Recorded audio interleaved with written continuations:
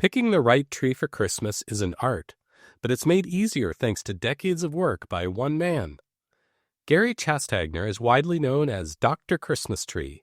For more than 40 years, the Washington State University professor emeritus has helped Northwest Christmas tree growers improve their product.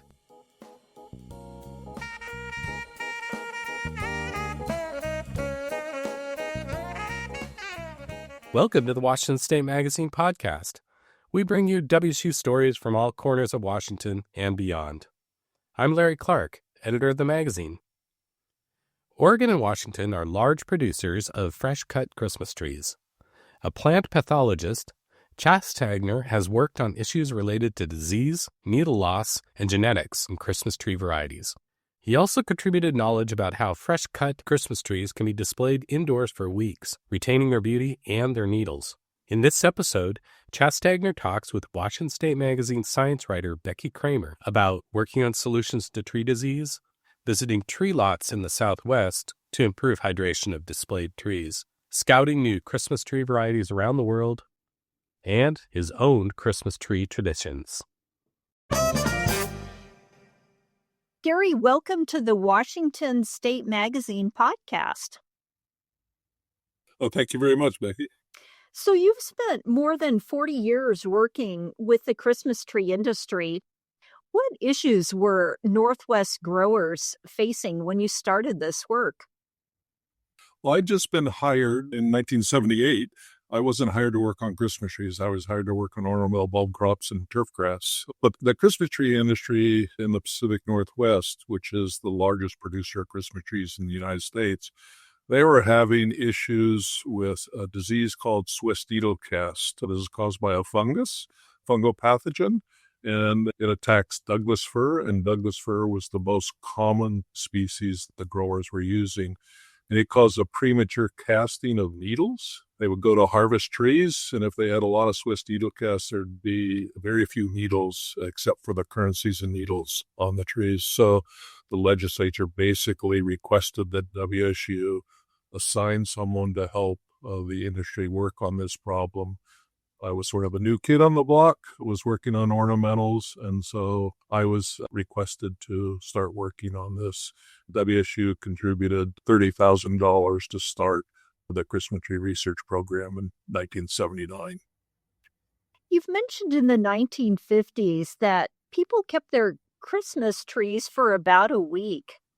How has the expected shelf life of fresh-cut trees changed over time? It's changed tremendously. So when I was a young kid in the early 50s, I can vividly remember going to bed on Christmas Eve, no Christmas tree set up yet, no presents, and then waking up in the morning and my mom and dad had set up a Christmas tree, decorated it with presents underneath and stuff. So we generally displayed trees for about a week from Christmas to New Year's.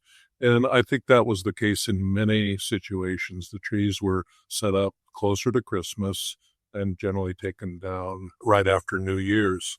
Now, there are people who are opening their retail lots, choosing cut farms, the weekend before Thanksgiving. Traditionally, it's always been the weekend after Thanksgiving. The pressure now is that there's a lot of people who are looking for trees before Thanksgiving. So that creates a tremendous challenge to have a tree that will last that long. If you bring it in and display it immediately when you buy it, you're asking a tree to last for 4 to 6 weeks, which many species will not do, even if they're properly cared for. So there's been a big change. You see a change in an increased utilization of species like noble fir, Fraser fir, in other areas that have much better post-harvest keepability, moisture retention, needle retention characteristics than some of the species that used to be grown. So that 4 to 6 week display time, is that a realistic expectation? Yes, we have some very unique facilities here that have allowed us over the years to do post-harvest trials. The first post-harvest trial we did was with Swiss needlecast infected trees. We were able to solve that problem for the industry by them making 1 or 2 applications of a fungicide 2 to 3 years. So there were many trees that were being grown at that time that were not severely impacted, but they had needles that were colonized by this pathogen that causes Swiss needle cast. I wanted to know what effect the presence of those infected needles had on the post-harvest quality of those Douglas fir trees. So we did a series of trials and showed that if you had Douglas fir that had Swiss needle cast needles, those trees dried out twice as fast. So the control not only eliminated the loss at the time of harvest from trees that wouldn't make grade, but it also improved the post-harvest quality. So if you look at Douglas fir, which is a very common species still grown in the Pacific Northwest, if you display it in water, you could expect those trees to last about 3 to 4 weeks. If you take a noble fir and display it under the same conditions, making sure that it's displayed continually in water, doing all the things that are recommended, that tree can easily last 6 to 8 weeks. And so potentially if the tree is properly cared for when it's set up and displayed, you can expect them to last for a very long period of time. You've taken some road trips to lots where people are selling fresh cut trees. Tell me about some of those trips and what you were looking for and what you found. Sure. The Pacific Northwest, as I indicated, is the #1 producer of Christmas trees in the United States.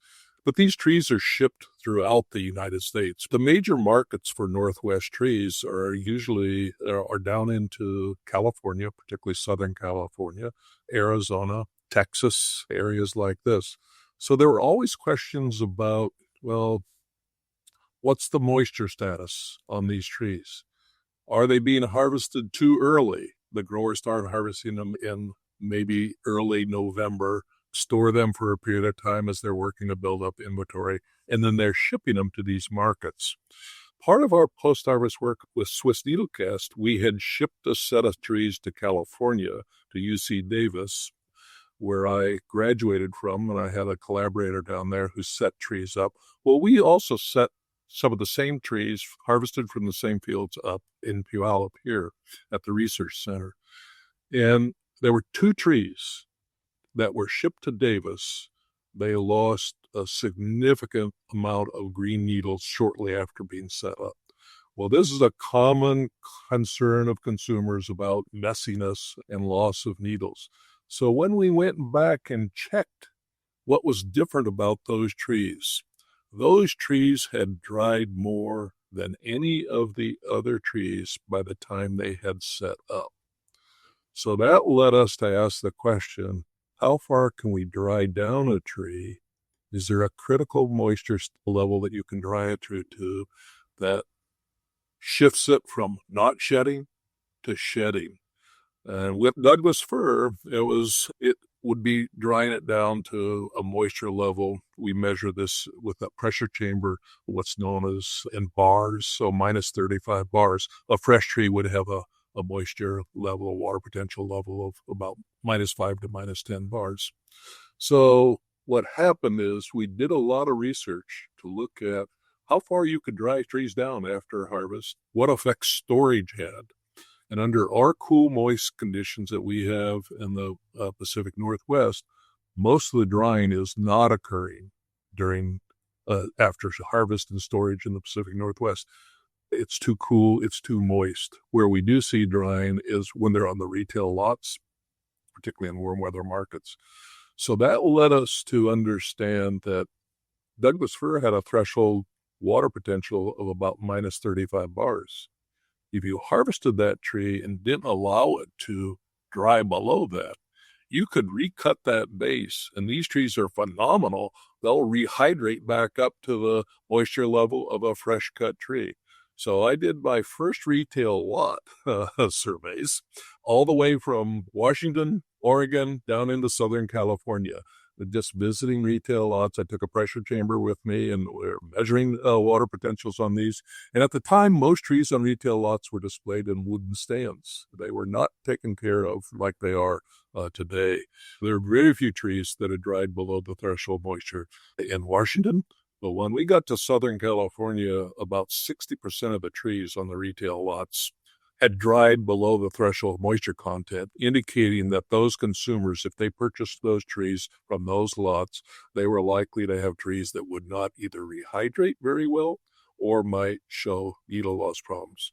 So subsequent to that, we've done a lot of retail sampling, Arizona, Texas, Boston, Wisconsin, Chicago area, Michigan, Florida. I've even gone to Alaska looking at the moisture status of trees. And because I got these comments all the time, well, you're sampling into these warm weather markets. We don't have this problem in the Northeast, in Boston. We don't have this problem in Michigan. Well, it turns out they do. They have cold conditions, which are also very dry, and the trees can desiccate. So we've done a lot of work as it relates to understanding where moisture stress is coming in, and largely it's related to how the trees are handled and cared for in these market conditions. So that's led to some changes then in terms of how retailers display trees. Oh, very much so. We actually set up a retail lot, an experimental retail lot at Arizona State University on their campus. I had access to a facility there where we shipped trees. We set trees up and looked at the standard practice of just displaying them without being in a water stand, displaying them in a water stand. Or like if you think about your vegetables, if you go in the produce section in a grocery store, how there's micro misters there that come on. So we even had those set up where we would micro mist the trees going into the evening. That would result in free moisture on them all through the evening and into the morning. Of course, if you displayed the trees in water, they did fine. They had excellent moisture retention. If you displayed them in water and micro mist them, they were even better. But if you just micro mist the trees without displaying them in water, you also had trees that did not drop below these thresholds. That resulted in a significant change in how retailers display their trees. And we've done a lot of training with industry groups on how to properly care for trees and ways to improve the quality of the trees that they're selling. I was also curious how you got the nickname Dr. Christmas Tree. Well, I don't know exactly, but there's a lot of media attention about Christmas trees during the Christmas season. We would always have media people coming and wanting to know what was going on. We've had television crews, radio, TV crews, print crews here doing all kinds of things over the years. One of the reporters, I think it was probably one of the Seattle newspapers at the time, wrote an article and referred to me as Dr. Christmas Tree. I remember another reporter from the Seattle Times. They did a big story here. And the reporter called me up the day the story was coming out. And it was a front page story. And she says, Gary, I hope you're not going to be offended by the story because I referred to you as a scientific Santa Claus. So it's really interesting in interacting with the reporters, and they're looking for ways to make people want to read their stories and stuff. So that title sort of stuck, and a lot of people referred to me as Dr. Christmas Tree. It's definitely a tagline that you're known by. Yeah. So you have a test site at the WSU Puyallup Research and Extension Center where researchers look at different Christmas tree varieties from other parts of the world. Have you had any success with some of those other varieties? You know, one of the things we're very fortunate here at Puyallup is that we have facilities that we've developed over the years to do post-harvest work, but we also have a land base here that allows us to plant trees fairly close to the center. I've been very fortunate in my career to be able to travel and visit a lot of research people. And I would say that when people come and visit here, they're amazed that I can go from my office, walk across the street out into one of the fields, and there's 5 acres, 10 acres of Christmas trees, experimental Christmas trees, because we have that land base and it's close by, which allows us to take a lot more detailed data because we're not having to travel 3 hours, 4 hours, or whatever. And so we can collect data. Currently, we're evaluating a number of Eurasian species of true firs. And by Eurasian, I'm talking about countries around the Black Sea, the Caucasus Mountains, and the Republic of Georgia, going down into Turkey. And some of these, the reason we got interested in them is because they had fairly good tolerance to Phytophthora root rot, which can limit where growers can produce noble fir, which is probably sort of a Cadillac or one of the premium types of Christmas trees.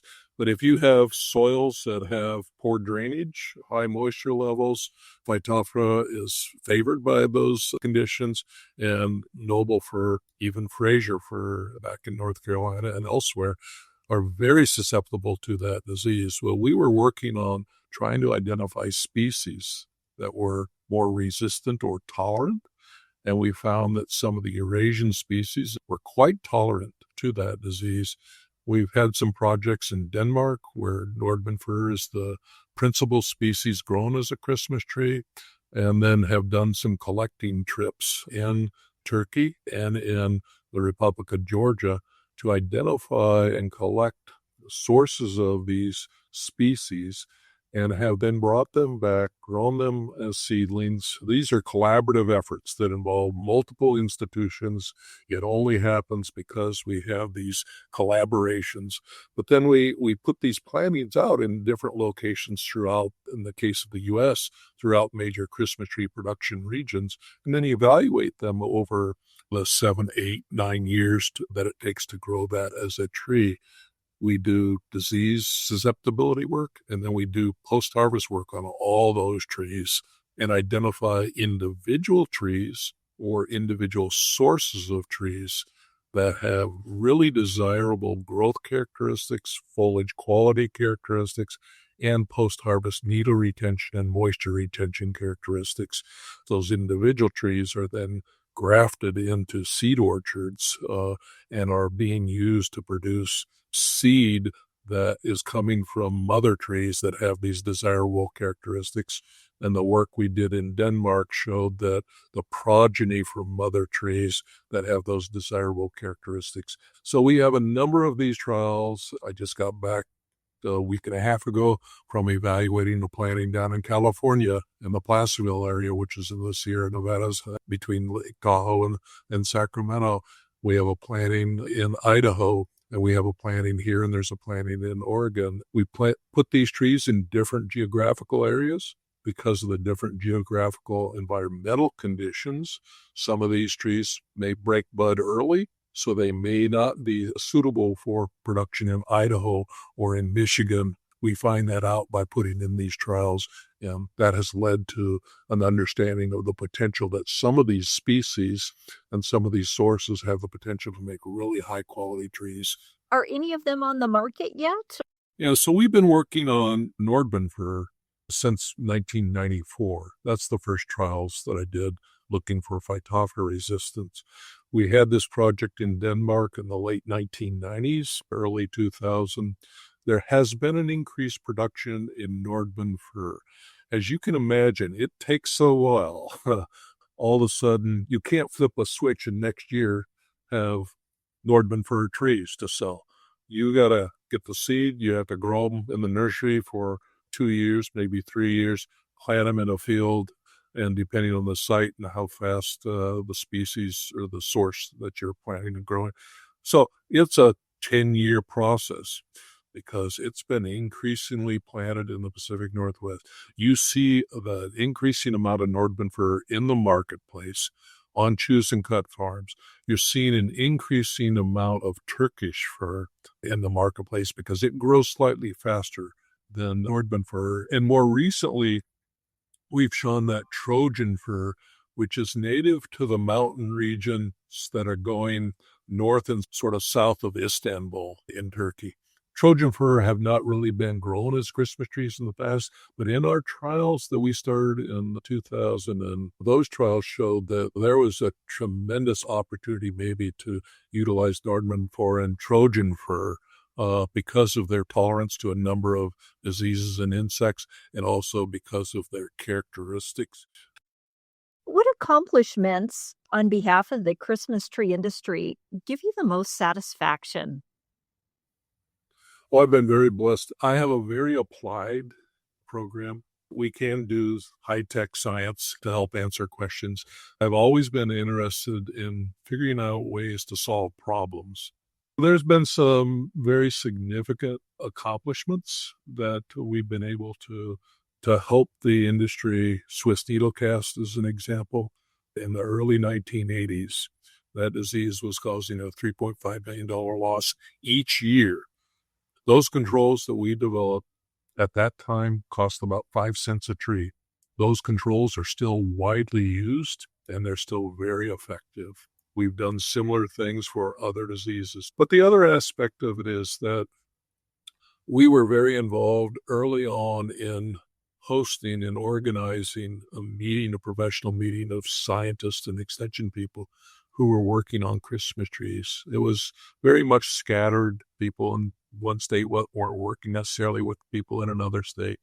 But we hosted a meeting in the late 1980s that morphed into the International Christmas Tree Research and Extension Conference. We meet every 2 years. And it has brought people from very diverse locations. And that meeting has helped facilitate an increase in collaborative research efforts, which are helping address issues that the growers are facing. And consequently, it's also helping address and improving the quality of trees that consumers are getting. So those consumers are potentially getting higher quality trees because of this. And finally, I would say that working with students, there's a lot of satisfaction when you have students and you see that light, that enthusiasm go off, and that they have successful careers. And then, of course, none of this would not be possible without the support of the staff that I've had over the years and the collaboration, the support of growers that help support the project in many, many different ways. Gary, I was going to close by asking how you display Christmas trees at your house. So it's changed over the years. When I first moved here and started working on Christmas trees, my wife and I would decorate a tree, put it up. Then we had kids. I have 2 sons. Sometimes they would tag along with me when I was doing field work. So they asked me if they could get a tree. And so one day I decided, okay, I'll harvest a couple of trees. So I harvested some like 3-foot tall trees, mini trees. I took those trees home, walked into the house, and I'll tell you, it was like, this is the most exciting thing the kids had. What they liked about those trees is they were their trees. They got to decorate them the way they wanted. and they set these trees up in their bedrooms, right alongside their bed. As a parent, you would go in there at night and you might read a story to them. And they're just laying there looking at that tree. Well, as a grandparent now, so I'm fortunate I have 5 grandkids. The older cohort of grandkids are in the Tucson area. Well, I started taking Christmas trees, checking them in on the airplane, these tabletop trees. And so the grandkids, when they were younger, they would be waiting in the driveway for us to show up with these Christmas trees because they got to decorate these Christmas trees. And in Tucson, they would put them outside. They would decorate them outside. If I decorate a tree, now what I do is I also cut a larger tree and I'll put it outside, decorate it and outside our picture window. And so primarily because we're gone so much at Christmas time, traveling and visiting family, and I don't have to worry all that much about caring for it because it's a cool, moist environment and it'll last for a very long time out there. In fact, sometimes my wife will ask me in March, when are you taking that tree down? It still looks fine. Did you get some funny remarks or reactions when you checked Christmas trees through luggage? Oh, yes. These bundles of Christmas trees, they weren't necessarily in a suitcase. I would bundle them up There'd be the base of the tree sticking out and maybe the top sticking out.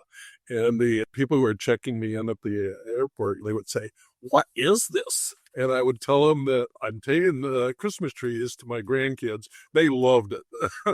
Yeah. So I never got hassled at all. The industry does sell tabletop trees for people who don't have as much space, aren't interested in a big tree. I do think that there would be a market if the industry promoted grandparents sending their grandkids a Christmas tree of their own, because I'll tell you, the response that you can get is just, it's phenomenal. Gary, thank you so much for being on the podcast today. Yeah, one last thing. If you're displaying a real Christmas tree, the most important thing you can do is making a fresh cut on that base and displaying it in a water holding stand. And as a general rule, that tree can use about 1 quart of water per day for every inch of stem diameter. So if I have a tree that has a 4-inch diameter base to it, I need to have a water holding stand that'll hold a gallon of water after the tree is put in it. And by doing that and keeping the trees away from heat sources and stuff, you can expect the trees to last for a very long period of time, have high moisture levels with minimal, if any, needle loss. Chastagner was honored with a Lifetime Achievement Award from the National Christmas Tree Association in 2018. He retired in April 2025 from the WSU Research and Extension Center in Puyallup, where he also worked on ornamental flower bulb, cut flower, and nursery stock research. The Dr. Gary Chastagner Endowed Chair in Plant Pathology has been created and is raising money to continue research with the Christmas tree and horticultural industries. If you'd like to help, visit give.wsu.edu. Thanks for listening to the Washington State Magazine podcast. This episode was produced by Larry Clark and Becky Kramer. Our music is by WSU Emeritus Professor and Composer Greg Yazanitsky.